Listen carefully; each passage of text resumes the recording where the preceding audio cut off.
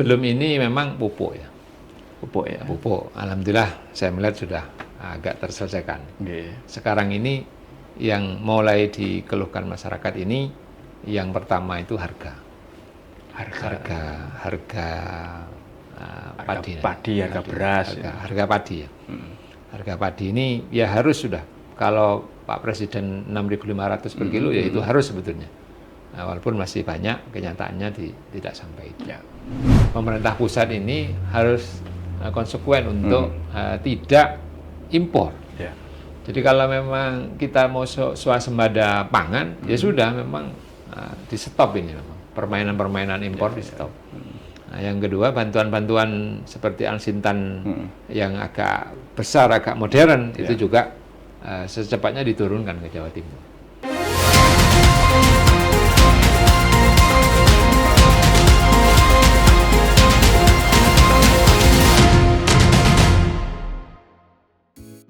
Dr. Randes Husnul Huluk sosok pemimpin yang lahir dan tumbuh dari lingkungan masyarakat Klakah, Kabupaten Lumajang. Menempuh pendidikan dasar di SD Negeri Klakah, kemudian melanjutkan ke SMP Negeri Klakah, dan SMA Negeri 1 Lumajang. Beliau terus mengasah diri dalam dunia pendidikan hingga menamatkan studi di IKIP Negeri Malang, serta memperdalam ilmu agama di Pesantren Ulil Albab, Bogor. Perjalanan hidup beliau tidak lepas dari dunia organisasi. Sejak muda, beliau telah aktif sebagai Ketua Remaja Islam Klakah, dan kemudian dipercaya menjadi Sekretaris MWC NU Klakah, serta Sekretaris Senat Mahasiswa FIP IKIP Malang. Hingga kini, beliau terus mengabdi sebagai Koordinator Presidium Kahmi Lumajang. Dalam dunia politik dan pemerintahan, kiprah beliau sangat menonjol. Pernah menjabat sebagai Ketua DPD PKS Lumajang periode 2014 hingga 2019. Dilanjutkan sebagai Ketua BPD 4 Jember Lumajang periode 2020-2025. Sejak tahun 2009, beliau telah menjadi wakil rakyat sebagai anggota DPRD Kabupaten Lumajang, dan sejak 2019 dipercaya sebagai Ketua Fraksi PKS DPRD Lumajang. Kini beliau menjabat sebagai anggota Komisi B DPRD Jatim dari fraksi PKS. Dalam kehidupan pribadi, beliau adalah suami dari Insinyur Haja Setiowati, dan ayah dari 4 orang anak, yang menjadi sumber kekuatan dan inspirasi dalam setiap langkah pengabdian. Dr. Randes Husnul Huluk pemimpin yang tumbuh dari rakyat, berjuang untuk umat, dan mengabdi dengan ketulusan.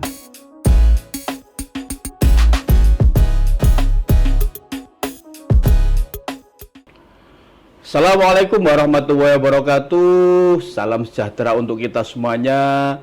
Tribuners, bertemu lagi dengan saya, Mujib Anwar, jurnalis senior Harian Surya Tribun Network, dalam acara yang selalu ditunggu-tunggu, podcast DPRD Jawa Timur, Gebrakan Wakil Rakyat. Tribuners, padi merupakan salah satu komoditas pertanian yang paling penting di Indonesia. Karena padi menjadi sumber pangan utama. Dari masa tanam hingga panen, proses pertanian padi melibatkan banyak aspek yang perlu dipahami dengan baik oleh para petani. Mulai intensifikasi pertanian maupun ekstensifikasi pertanian, hingga pemanfaatan teknologi dan informasi. Tujuannya tentu agar produktivitas gabah petani meningkat. Kualitasnya juga baik dan harganya ketika dijual juga tinggi. Terlebih untuk Jawa Timur yang menjadi backbone atau penyangga pangan nasional. Jika semua itu dapat dilakukan, tentu harapannya kesejahteraan petani tidak hanya menjadi slogan belaka. Untuk itu, Tribuners, di podcast kali ini kita akan mengangkat tema pentingnya silabus pertanian untuk meningkatkan produksi gabah berkualitas di Jawa Timur. Guna mengulas tema yang sangat menarik tersebut, sudah hadir bersama kita Bapak Husnul Khuluq Nggih.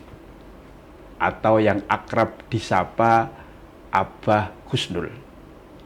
Beliau adalah anggota Komisi B bidang perekonomian DPRD Jawa Timur.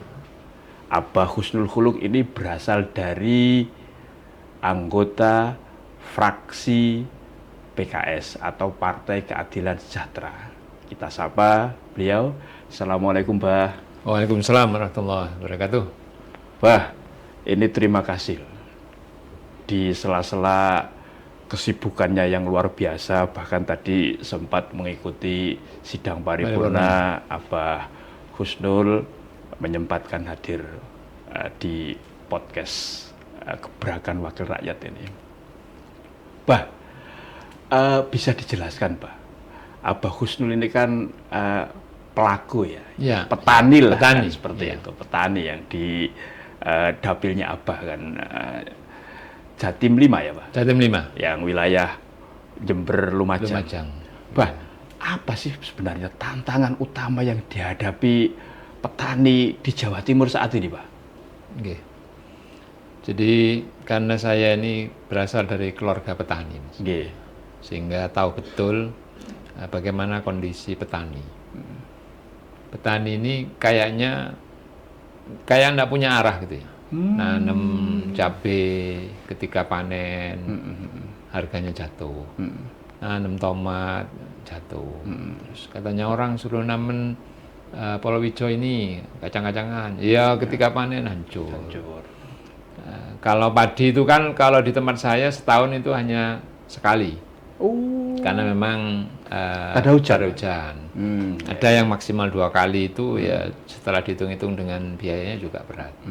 Sehingga saya melihat generasi-generasi seangkatan saya itu banyak meninggalkan pertanian. Jadi mending sawahnya itu dijual untuk usaha.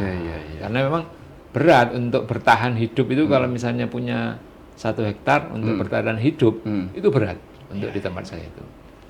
Makanya alhamdulillah saya ditempatkan di Komisi B yang salah satu mitranya adalah pertanian. Dinas Pertanian.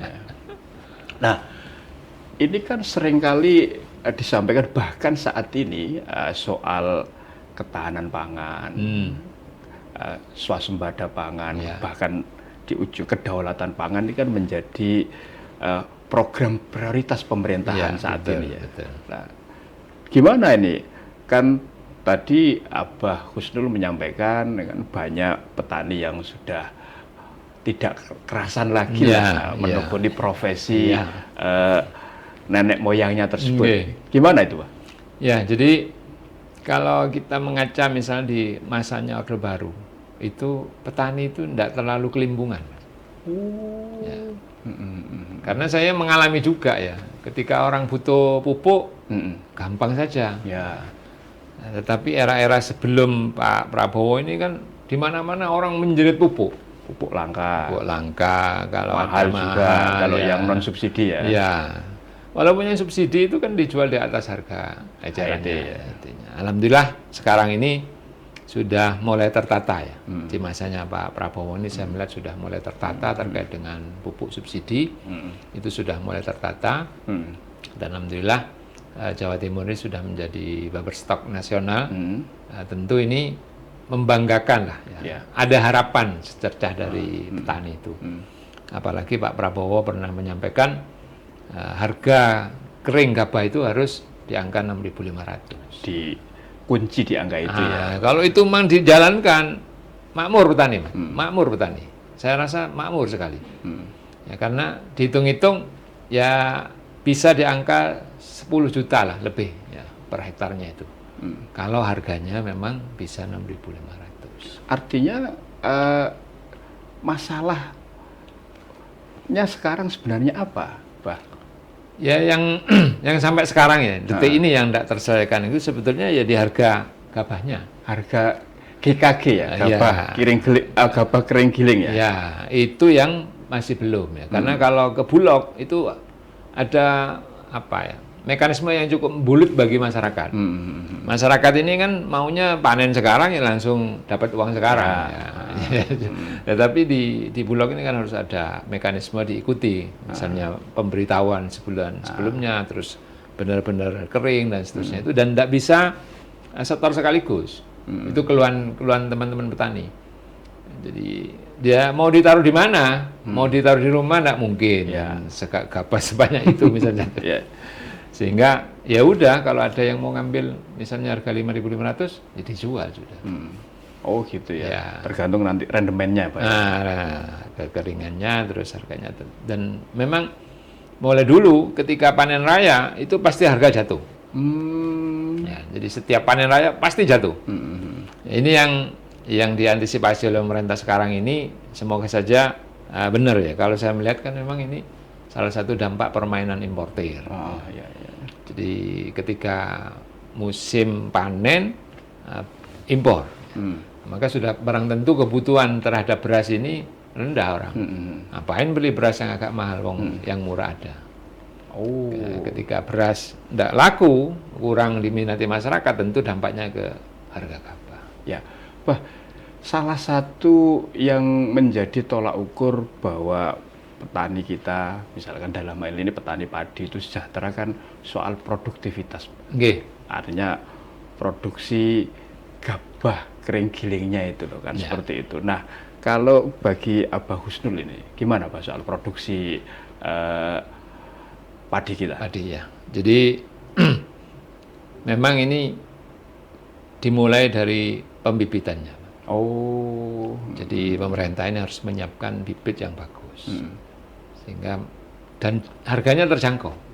Kenapa masyarakat tidak ngambil bibit yang bagus? Karena harganya menurut mereka tidak terjangkau. Artinya untuk mendapatkan bibit unggul itu harganya mahal gitu. Sehingga dia nanam sekarang, dia ngambil menyisihkan untuk ditanam lagi.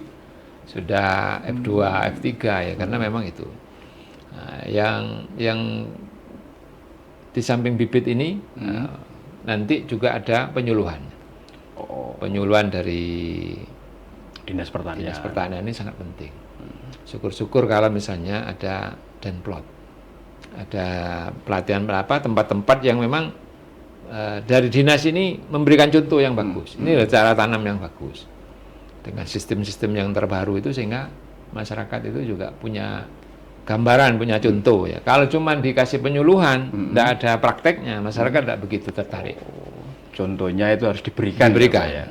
Bahkan tanah saya sering tak sampaikan ketika saya di DPRD Kabupaten itu, tanah saya silakan dipakai untuk Demplot tanpa sewa. Gitu. Nah, ketika masyarakat tahu, ternyata kalau dengan cara yang dianjurkan oleh pertanian hasilnya 2 kali lipat, orang pasti ngikut.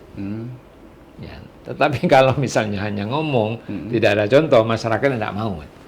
Contoh misalnya ketika suruh pakai pupuk organik, karena tanah kita ini sekarang kan sudah tidak subur, kemasamannya tinggi, unsur haranya juga sudah mulai berkurang. Tetapi masyarakat tidak mau, tetap kimia terus. Nah, seandainya dinas itu memberikan contoh, ini lahan saya mau pakai ini, mungkin tempo 3-4 kali panen akan lebih bagus. Itu tidak pernah terjadi di tempat saya, tidak pernah terjadi. Nah, contoh itu yang paling penting dan dibutuhkan, sangat penting, sangat penting, sehingga masyarakat nanti akan dengan sendirinya yang mengikuti. Ketika tanam misalnya kita minta ke tukang tanamnya ini akeh-akeh. 2 kan sebetulnya sudah bagus. Ketika tandurnya itu ya. Karena kalau bibitnya bagus, perawatannya bagus, nanti akan beranak banyak. Tapi logika petani enggak, ya wis paling enggak 5 dihancurkan bawah. Cek tambah akeh. Wah, berarti ini ya tetap kurang ya. Contoh dari pemerintah yang diberikan langsung kepada para petani. Masih kurang. Padahal posisi Jawa Timur ini penyangga pangan nasional loh Pak. Iya. Kalau melihat data BPS kan 2024 kemarin kan turun Mas. Ya. Dibanding dengan 2023 padi kita. Ya, kalau sekarang alhamdulillah ini sudah melampaui lah ya, melampaui dari yang 2024. Kalau 2024 kan kalau nggak salah datanya kan 9,27 ton ya, Ya, GKG gabah GKG. gabah kering giling itu. Kalau berasnya kan setara dengan 5,35 juta ton Ton, ya Pak. ya. Kan, Dibanding 2023 itu turun, 2024 loh, itu. malah turun. Iya, tinggian 2023-nya hasilnya itu. Apa Pak faktornya? Ya mungkin apa karena cuaca atau apa ya kurang tahu juga ya. Iya, iya. Atau ya mungkin karena kelangkaan pupuk dan seterusnya itu. Jadi kembali ke tadi ini di samping pembibitan, penyuluhan, ya, terus nanti rabuk dan pestisida ini juga harus seimbang ya, pupuknya. Jadi alhamdulillah kalau pupuk sekarang saya melihat sudah tidak ada jeritan lah ya. Tidak ada jeritan. Tidak ada keluhan Tidak ada pupuk langka jeritan, itu ya. Karena saya ini kan mesti waduli. Ya opo golek pupuk. Nah, ternyata yang jual juga susahan. Yang jual itu kan sesuai dengan RDKK. Karena kebetulan tetangga saya ini 2 rumah dari saya ini penjual pupuk, orangnya sepuh. Sering diamuk-amuk sama orang. Karena ada orang mau beli, tidak dikasih. Sementara dia masukkan ke sepeda motor, loh, iki kok oleh? Loh, iki anu Pak, ono daftare. Dan seterusnya itu mesti bertengkar orang bertengkar. Sehingga sekarang dia berhenti. Aku kapok wis tak dodolan lapuk wis diamuk iki dan seterusnya, terus persyaratan administrasinya jelimet. Hanya dia sekarang hanya jual pupuk non subsidi. Ya. Kan kalau pupuk itu kan dikoordinir oleh Gapoktan ya Pak, Ya, untuk distribusinya terutama yang pupuk subsidi ya. Ya. Tapi Abah Husnul ini kan dari keluarga petani, Ya. kan dapilnya itu kan juga wilayah pertanian. Ya. Nah, ketika turun ke dapil, Pak, Ya. Sambang konstituen, itu apa sih, Pak? Apa namanya aspirasi, keluhan yang paling sering disampaikan oleh masyarakat di dapilnya Abah Husnul ini di sektor pertanian? Kalau sebelum ini memang pupuk ya. Pupuk ya. Pupuk, alhamdulillah saya melihat sudah agak terselesaikan. Nggih. Sekarang ini yang mulai dikeluhkan masyarakat ini yang pertama itu harga padi, harga beras, harga padi ya. Harga padi ini ya harus sudah, kalau Pak Presiden 6.500 per kilo ya itu harus sebetulnya. Nah, walaupun masih banyak kenyataannya tidak sampai itu. Ya. Nah, yang berikutnya ini terkait dengan alat baik alsintannya itu tidak merata. Karena maksudnya alat yang apa namanya bantuan dari pemerintah? Bantuan dari pemerintah, Pak. Ya, bantuan dari pemerintah. Jadi bantuan pemerintah ini kan melalui Gapoktan, kelompok tani. Ya. Kelompok tani ini kalau saya melihat kan bentukannya mulai zaman Orde Baru. Sehingga kalau menurut saya itu harus ada permajaan, regenerasi. Karena memang mentalnya mental yang kurang bagus. Sehingga kalau misalnya dia dapat bantuan hand traktor, aturannya kalau untuk kelompok ya paling tidak ada diskon lah. Ada diskon apa 20%, apa 30%. Ya, ternyata ini disamakan. Anggota atau enggak pokoknya podo bayar. Sehingga masyarakat menganggap opo gunanya aku melok Gapoktan kalau tidak ada diskon dan lain sebagainya. Nah, yang berikutnya itu terkait dengan jaringan irigasinya. Jaringan irigasi ini kan banyak peninggalan zaman Belanda, Mas. Ya. Baik yang tersier maupun yang sekunder. Ya. Itu banyak tangan Belanda sehingga air itu banyak yang kebuang. Karena sudah banyak rusak ya. Karena sudah banyak rusak, airnya terbuang. Ya kalau dulu mungkin sawahnya itu hanya 5 hektar, sekarang kan mungkin agak nambah ya, 6 hektar, 7 hektar. Nah, sementara air itu berkurang. Mata air di mana-mana itu kan berkurang. Sehingga kalau masyarakat biasanya minta melalui pokir saya itu, Pak tolong irigasinya diperbaiki. Itu termasuk jalan usaha taninya itu juga penting. Infrastrukturnya ya. Biar dia tidak terlalu banyak ngangkut. Jadi kalau misalnya pickup bisa masuk atau becak bisa masuk itu kan sudah motong biaya untuk transportasinya. Daripada harus dipanggul orang itu kan mahal, Mas. Dan jarang sekarang orang mau manggul. Orang Pakai ini ya. Iya, pakai motor, sudah ya. trail itu ya. Nah. Nah, itu kalau jalannya bagus, kebantu juga, Mas. Artinya aspirasi seperti itu kan sering kan, bahkan selalu kan Selalu, disampaikan oleh para selalu, petani. ya, iya. Tapi kok sampai sekarang kan tetap disampaikan saja. Ya. Sebenarnya apa yang yang kurang bahkan tidak ya dipenuhi atas aspirasi pokok dari para petani tersebut, Pak? Ya. Jadi saya berharap ketika saya masuk ke provinsi ini bisa banyak membantu dengan Pokir itu. Ya. Ternyata anggaran sekarang ini karena efisiensi itu luar biasa. Oh, berdampak ya, Pak? Berdampak ya. Jadi berdampak juga ke Pokirnya anggota DPR. Oke. Kalau saya melihat di anggaran itu tahun 2024 terkait dengan di pertanian ini, khususnya masalah di perpadian ini, itu sampai 320 miliar. 320 miliar. Ya, tapi sekarang Ini khusus hanya yang di sektor padi ya? Padi ya. Padi ya. Baik pra maupun paskanya dan seterusnya itu sekitar itu. Ternyata sekarang ini hanya di angka 9 miliar. Dari 320. Langsung ke 9.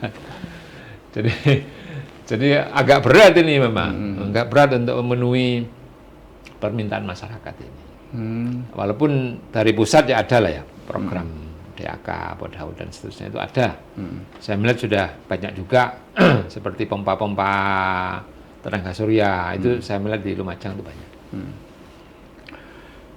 Abah Husnul, di saat sekarang ini sektor pertanian itu dijadikan sebagai salah satu program utama ya. Untuk mandiri di bidang pangan. Ya, kan, seperti itu. Di satu sisi tadi di Jatim saja kan anggarannya berkurang kan, karena ada efisiensi. Lah, sementara target produksi dinaikkan kan, seperti itu.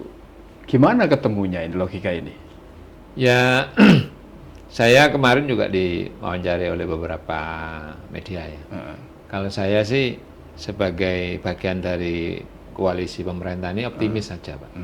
Optimis saja untuk bisa mencapai yang Jawa Timur kan ditarget 12 ton ya. 12 juta ton. Dengan catatan tadi pemerintah pusat ini harus konsekuen untuk tidak impor. Ya. Jadi kalau memang kita mau swasembada pangan, ya sudah memang di stop ini memang. Permainan-permainan impor di stop. Nah, yang kedua bantuan-bantuan seperti Alsintan yang agak besar, agak modern itu juga secepatnya diturunkan ke Jawa Timur. Ya, jadi kayak panen, traktor yang besar dan seterusnya itu ada sebagian daerah yang memang itu butuh. Tapi juga ada sebagian daerah tidak butuh. Karena memang pertanian kita ini kan tidak seperti di luar negeri. Ya, yang berikutnya saya menginginkan ada campur tangan pemerintah ini hadir ya. Saya melihat kehadirannya ini masih sangat kurang. Oh, apa, Bah? Menurut hemat Abah Husnul, wujud kehadiran pemerintah di sektor pertanian ini? Ya tadi, masa tanam itu harus disepakati. Oh, siklusnya? Siklusnya. Jadi ada kelompok tani ini kan ya. Nah, kalau misalnya pemerintah mohon para petani mulai Agustus tanam, start. Sehingga bisa sebarang semua. Ketika mau ada alat berat, alat modern ini masuk, bisa. Oh, artinya untuk mobilisasi peralatan kan juga ya. Lebih enak. Itu yang pertama kan ya. Ya. Kalau misalnya tanam, ini mau panen, ini mau garap, ya susah nanti. Akan melewati orang yang lagi baru tanam di sini panen kan susah. Ya, itu yang pertama. Yang kedua, dari sisi hama, kalau misalnya serentak, satu desa atau satu dusun, itu hama juga berkurang. Oh, iya. Taruhlah misalnya hama burung yang makan ya. Ya. Lah misalnya tanamnya buareng, ya bingung manuk sing ngerti dipangan sing ndi, Mas. Artinya dia tidak terkonsentrasi ke satu titik ya. Tapi misalnya hanya 1 hektar di situ yang menguning, selainnya itu masih baru tanam, maka burung itu ya akan masuk di situ semua. Dikeroyok ya. Lah, ribuan itu Mas. Iya, iya. Burung itu ribuan dan itu banyak anunya, berkurangnya gabahnya petani ini. Dan ini sampai sekarang saya melihat belum ada. Belum ada. Kalau memang situasinya ternyata ada anomali musim atau cuaca, Pak. Gimana? Kan Itu. tidak bisa serentak kan ini. Pasti dampaknya tidak bisa serentak. Baik mulai masa tanamnya kan, sampai nanti berdampak ke panennya juga beda. Gimana? Jadi kayak Lumajang ini kan ada 21 kecamatan. Nggih. Contoh lah ya, gampangnya. Itu pasti ada beberapa kecamatan yang bisa bersama. Bisa bersama. Ya, yang memang istilahnya sawah di situ terus airnya tercukupi sehingga setahun itu bisa 3 kali panen. Tapi kalau untuk wilayah saya misalnya di wilayah utara itu nggak bisa. Ya tapi tetap harus diseragamkan. Ketika menjelang musim hujan misalnya bulan Oktober itu tanam sudah. Tanam. Nah, nanti berikutnya kalau masih nutut suruh tanam lagi. Kalau tidak nutut sudah mulai palawija. Nah, ketika palawija juga masyarakat tidak ada arahan, Mas. Mau tanam cabai, mau tanam apa, wis karep-karepe rakyat wis. Nah, rakyat ini kan hanya dengar, oh Lombok larang. Nandur Lombok kabeh. Artinya mestinya basisnya adalah ketika tanaman silang tadi, karena dia lahannya kan tak ada hujan, apa ini komoditas yang sekarang lagi banyak dibutuhkan kan, biar tepat sasaran lah yang ditanam. Kemarin kan itu tidak ada informasi seperti itu, Pak. Ada. Kemarin jagung kan menjadi masalah juga di Jawa Timur kan. Jagung ini kan panen raya, tetapi pangsa pasarnya kan terbatas. Dan jagung ini tidak bisa disimpan kayak padi. Artinya tidak terserap pasar. Tidak terserap pasar. Dan terus mau diapakan, kalau lama-lama ya hancur jagung. Kalau gabah ini masih bisa disimpan, masih bisa. Mungkin misalnya sampai setahun itu bisa. Tapi yang jagung ini kemarin akhirnya dijual murah. Dan sampai sekarang dampaknya masih murah jagung ini. Masih murah, masih murah. Padahal itu salah satu kebutuhan pokok masyarakat pokok, ya. Jadi kalau pabrik itu taruhlah kebutuhannya misalnya 1 bulan itu 10 ton, ya digilir sudah. Kecamatan ini atau kabupaten ini yang tanam jagung sekarang. Berikutnya kabupaten ini. Itu kalau kepinginnya saya selaku petani itu kayak gitu. Jadi ada campur tangan. Terus siklusnya itu tidak berhenti ya. Berhenti. Misalkan di kecamatan A, B, C dan seterusnya ini musim tanamnya bulan A, tapi ada kepastian ya. Ada kepastian. Dari pihak yang pasarnya juga jelas. Saya bisa menunggu sudah bulan ini dari Lumajang, bulan ini dari Probolinggo, bulan berikutnya dari Pasuruan dan seterusnya.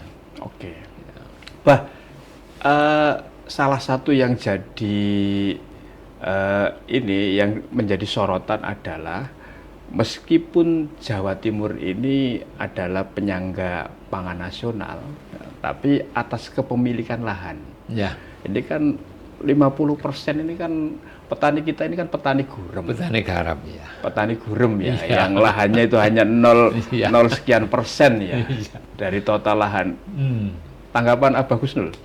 Ya, jadi pemerintah ini sekarang kan lagi menggalakkan kehutanan masyarakat.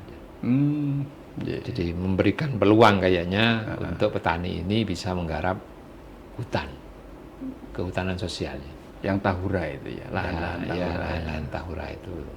Tetapi ya memang kalau tidak dikelola dengan baik ini berdampak nanti ke ekosistemnya. Karena yang diambil kan tanah-tanah perhutani kan. Nah, artinya kalau itu memang dianggap nanti oleh petani ini bisa menghasilkan, yang kemarin saya melihat di daerah Bojonegoro itu tanam jagung, ya petani akan garap. Tapi kalau misalnya petani ini tidak mendapatkan untung yang sepadan, ya dia akan keluar walaupun sudah disiapkan tanah. Jadi kalau misalnya saya hitung-hitung, kalau saya harus sewa lahan, itu nggak nutut sudah. Nggak nutut. Atas modal yang dikeluarkan dengan hasil yang didapat. Gimana Bah hitungannya? Biar para tribuners ini paham lah.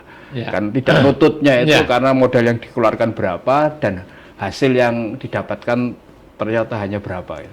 Jadi kalau di tempat saya itu sewa tanah itu rata-rata sekarang 20 juta. per Ini di tahun. Lumajang ya? Di Lumajang ya, di Lumajang. Karena yang saya alami di Lumajang. Itu tanah sawah ya. Nah. Kalau tanah Tegalan itu 15. Oh. Ini kenapa mahal? Karena orang berebut dengan petani tebu. Ini setiap tahun? Setiap tahun, Per tahun ya? per tahun ya, Itu per hektar? per hektar. Jadi kalau 20 juta per hektar, itu misalnya dia tanam padi Nggih. 3 kali. Ya. 1 kali ini kalau misalnya rata-rata sekarang itu 5 sampai 6 ton Produksinya? produksinya. Anggap 5 wis. Oke. Kalau harga 6,5 itu kan nilainya sekitar 34 juta Ya. dapatnya. Kan berarti masih ada untung ya. Nah, dengan biaya rata-rata itu 7 juta. Berarti untungnya cuma 3 juta, Pak? Enggak, ini kan 1 kali panen. Oh ya, itu. 1 kali panen kan. Hanya tadi setahun ya? Ya, 1 kali Sewanya. panen. Nah, 2 kali panen itu ada untung. Tapi biasanya di panen tanam ketiga itu ada jatuhnya petani ini, Bang. Oh. Ketika musim pancaroba. Yang kalau bahasa ininya kan walian itu ya? Itu biasanya walian. ada trouble-nya itu. Ya, ya. Jadi kalau tak anggap itu 2 kali untung, 1 kali gagal. Ya sentek, Mas. Kalau sewa ya. Oh, pekpok berarti? Pekpo, ya. Itu misalnya dapat 36 juta, biayanya 6 juta, sisi 30. 30 itu kalau dua kali kan berarti 60 juta. Nah, potong sewa 20. Terus masih ada lagi nanti lain-lainnya, ya nipis sekali. Itu kalau harga 6. Kalau dapatnya 5 ton. Pengalaman di teman saya itu berat.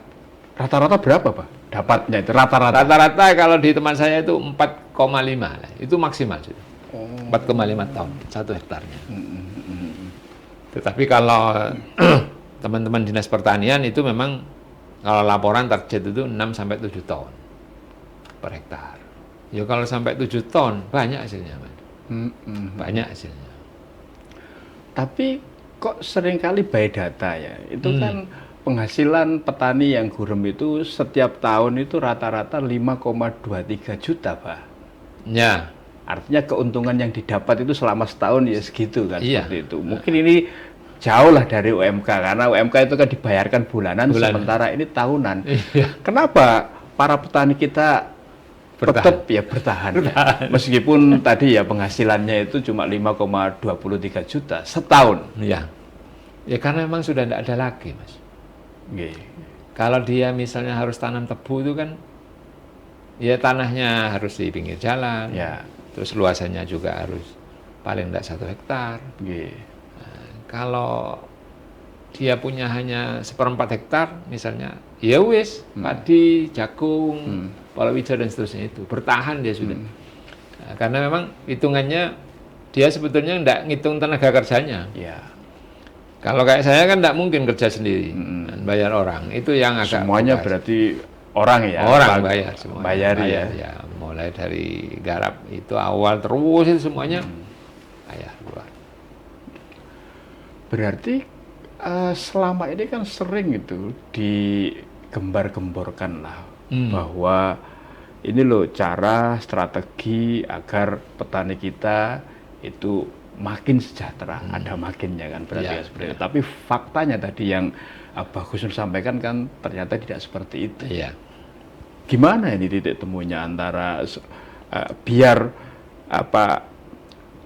mandiri di bidang pangan ini betul-betul ya berdampak terhadap kesejahteraan para petani, peningkatan kesejahteraan para petani. Ya, jadi kalau memang tadi mulai dari pembibitannya bagus, ya, penyulannya bagus, harganya bagus, pasti petani ini akan senang dengan untung yang besar. Bisa, marginnya itu ada. Marginnya ya. Jadi NTP-nya sekarang kan hanya sekitar 112 ya petani itu ya. Itu NTP. naik apa turun, Pak? Atau flat? Flat kayaknya, tetap ya. Tapi kalau dibanding tahun kemarin sudah ada sedikit peningkatan 0, sekian persen. Ya, maka untuk apa ya memotivasi terutama yang digembur-gemburkan oleh pemerintah ini petani milenial, ya memang harus ada untungnya. Anak-anak sekarang kalau ndak untung besar ya ndak akan mau. Ya. Kemarin ceritanya ketika diterima PNS itu juga banyak yang mundur kan. Ya. Oh ternyata gajinya PNS hanya segini, kecil gitu. Nah, kalau diajak bertani terus dia harus terjun ke sawah, hanya tadi ukurannya 5-6 juta setahun, ya bagi mereka berat mereka. Artinya harus ada semacam success story ya. Nah, Petani yang sukses dan berhasil dari kalangan muda, apakah itu Gen Z atau milenial itu harus ada ya. harus ada. Yang saya amati sekarang ini yang kelihatan bisa sukses itu hanya petani tebu. Oh, tebu malah. Tebu ya, petani tebu itu malah bisa ya. Kalau di tanah-tanah tegalan, di tanah-tanah yang tidak produktif, ya nanam sengon orang, tanam sengon. Sengon itu walaupun 5 tahun, tetapi kelihatan besar nilainya. Jadi kalau 1 hektar mau cari uang 200 itu dapat. Ada ya. Dapat, ya. Tapi kalau dihitung ke 5 tahun, ya kan juga tidak terlalu besar kan. Kalau horti belum worth it Pak ya? Waktu itu tambah ada karu-karuan. Oh.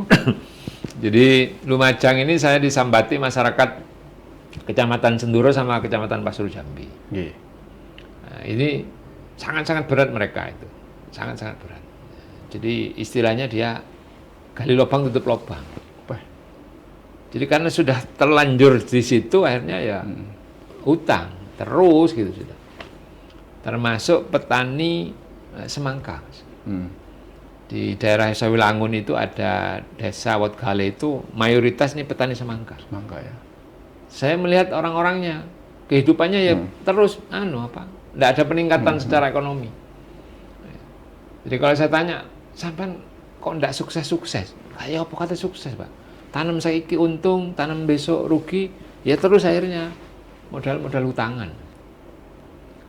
Apakah mereka sudah juga memanfaatkan teknologi, Pak? Sekarang ini kan seiring perkembangan zaman kan teknologi itu bisa sangat membantu ya, bagi para petani ya.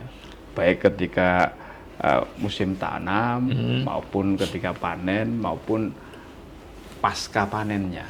Ya. Jadi teknologi ini mungkin hanya sekian persennya ya, sangat-sangat sedikit ya yang bisa menggunakan. Taruhlah misalnya sekarang yang lagi ngetren melon premium. Itu kan harus pakai greenhouse. Nah, greenhouse itu bagi petani mahal. Kan kalau hitung-hitungannya paling sedikitnya itu kan di angka 150 juta. Ya. Dari bambu terus pakai pakai plastik dan seterusnya itu ya. Ini yang model smart farming ya. Ya, itu kan 150 juta. Kalau mau pakai kayu apa galvalum itu di angka 500 juta. Artinya biayanya juga besar, tidak sedikit ya. Ya. Dan itu pasti tidak semua petani bisa melakukan itu. Di tempat saya di Kecamatan Kelakang tidak ada, satupun tidak ada yang masih pakai. Ya, padahal kalau itu misalnya ada, ya, itu lumayan. Makanya saya juga melalui podcast ini, saya berharap nanti ke pemerintah provinsi untuk masuk itu kamus ya, sehingga teman-teman anggota DPR ini kamus apa ya? Kamus di usulan pokir, pokok-pokok pikiran. Sekarang ini harus terintegrasi dengan Bapeda. Ya. Jadi tidak boleh moro-moro DPR mengajukan ini, masyarakat karena minta ini mengajukan, tidak boleh. Itu harus tertera di kamusnya, sehingga kalau misalnya pemerintah provinsi ini mau mengembangkan whole tree misalnya yang melon premium misalnya, atau lombok cabai dan seterusnya, itu saya rasa bisa. Nah, tetapi dengan catatan itu, kalau dengan modal sendiri, rakyat ini berat kayaknya. Berat. Artinya harus ada intervensi dari pemerintah. Ya. Selama ini Abah Husnul kan ada di Komisi B. Ya. Nah, sudah terwujudkah intervensi dari pemerintah untuk meningkatkan produksi di sektor pertanian ini? Belum, makanya tahun depan saya akan coba mengusulkan yang tadi itu greenhouse itu. Ya, sementara ini kalau sekarang kan ya paling-paling hanya alat semprot, alsintannya saja, alsintan yang sederhana. Ya. paling ya hand traktor, itu pun tidak bisa banyak. Kombi? Ya belum. Kombi itu kayaknya memang banyak dari pusat ya. Jadi teman-teman yang bawa dari pemerintah pusat itu adalah sebagian kombi itu. Bah, kalau berarti atas itu, Pak, apa ini saran, pesan, dan harapan dari Abah Kusnul ya agar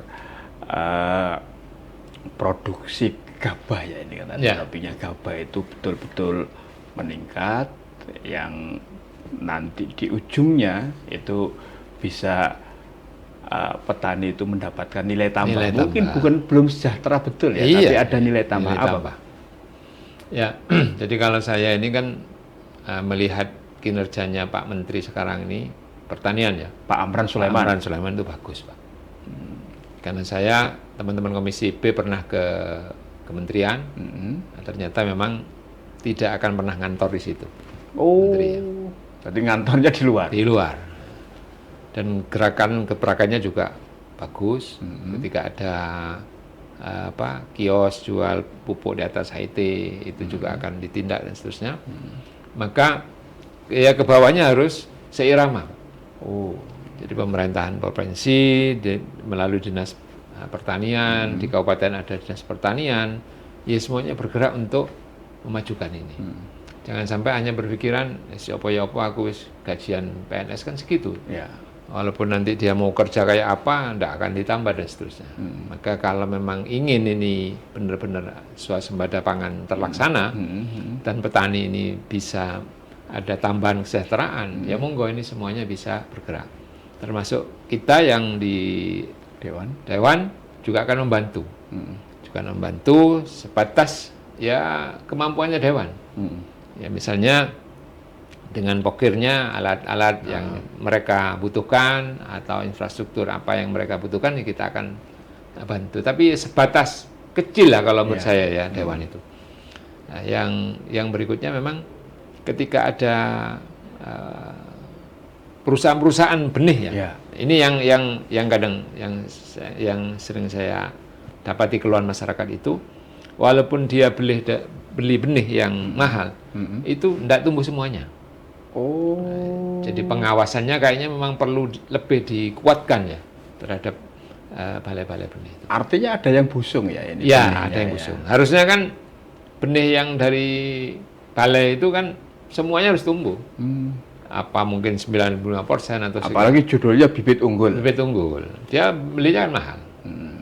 Nah, itu yang harapan berikutnya ya kelompok tani yang sudah ada ini, harapan saya ya kalau memang dia merasa sudah tidak mampu untuk bersama dengan petani, ya diberikan ke yang lebih mudah. Biar ada inovasi-inovasi ya. Jangan sampai menunggu sampai sampai meninggal baru diganti. Rata-rata kan gitu. Tapi kan agak sulit, Pak. Model pergantian tongkat estafet ini dari petani tua ke petani yang dengan generasi yang lebih muda. Ya makanya yang penyuluh-penyuluh ini sering memberikan arahan petani yang sudah mau ya, yang agak muda didorong untuk masuk aktif di pengurusan. Untuk regenerasinya. Barangkali dengan generasi-generasi baru ini bisa ada terobosan-terobosan. Kalau misalnya mereka yang lama-lama ini ya sudah berjalan begitu saja, tidak akan ada terobosan-terobosan. Oke, Bah, paling akhir Pak, apa ini closing statementnya untuk peningkatan produksi gabah di Jawa Timur? Ya, karena kita ini ada di negara agraris ya sudah barang tentu bagaimana benar-benar petani sejahtera. Jangan sampai istilahnya petani berjasi yang sejahtera. Sehingga harapannya memang pemerintah ini benar-benar hadir. Mulai dari pembibitan, pengaturan masa tanam, terus pupuk ini jangan sampai kekurangan dan kualitas pupuknya juga harus bagus. Ada keseimbangan antara kimia dan organik dan seterusnya itu. Yang paling penting juga itu nanti masalah harga. Jadi harga ini saya berharap benar-benar bisa sesuai dengan arahan Pak Presiden. Terjamin ya. Terjamin. Syukur-syukur nanti kalau misalnya sampai naik dari 6.500. Cuman dampaknya kalau misalnya harga gabah ini naik, harga berasnya akan naik. Ketika harga beras naik, masyarakat yang beli ini menjerit-jerit. Konsumennya. Jadi matematis. Kalau beras gabahnya ini murah, ya berasnya murah, yang konsumennya senang. Tapi kalau gabahnya ini di angka 6.500, saya rasa wajar lah dapat petani ini, walaupun tidak sejahtera tapi akan meningkat kesejahteraannya. Oke, Pak Gusnul, terima kasih sudah memberikan pencerahan lah bahwa banyak hal yang harus dilakukan ya untuk bisa lebih meningkatkan nilai tambah ya petani di Jawa Timur. Baik, Tribuners, terima kasih juga Anda semuanya, para pemirsa, terus setia menyaksikan Gebrakan Wakil Rakyat di podcast DPRD Jawa Timur. Jangan lupa selalu lihat channel YouTube Harian Surya Tribun Network, mata lokal menjangkau Indonesia. Saya Mujib Anwar undur diri. Assalamualaikum warahmatullahi wabarakatuh. Salam sejahtera untuk kita semuanya. Dan yang paling penting, jangan lupa bahagia serta cintailah produk pertanian dalam negeri agar swasembada pangan, bahkan kedaulatan pangan bisa terwujud untuk kesejahteraan para petani kita.